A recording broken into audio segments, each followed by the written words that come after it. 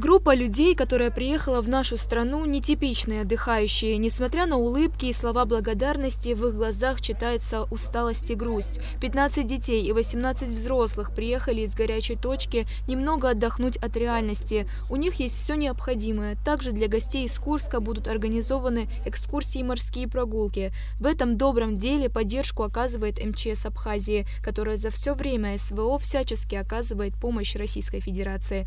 Они приехали сюда немножко отдохнуть, отойти от их проблем. Они покинули свои дома, остались без ничего на улице.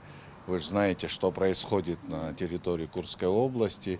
И мы обязаны были, руководство страны, как-то помочь, поддержать. И поэтому было предложение пригласить их сюда, определенную группу, чтобы они здесь как-то на реабилитацию, скажем так, да.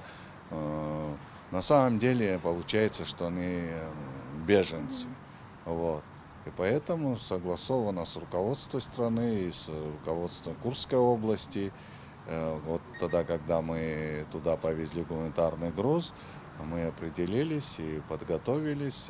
Гостям из Курска все нравится. В пансионате Айтар им предоставлены все удобства и трехразовое питание. Сколько радости им принесли наши сладкие цитрусовые. А первоклашка Анисия Рубель уже хочет остаться жить в Абхазии. Их небольшой отдых продлится 2 недели. Предложили поехать в поездку, так как мы с приграничья. У нас там сейчас тяжело, но слава богу. И мы поехали. Все хорошо, все живы, слава богу. Нам отдыхается замечательно.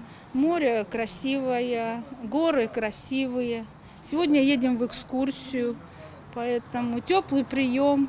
Мандарины принесли, дети довольные.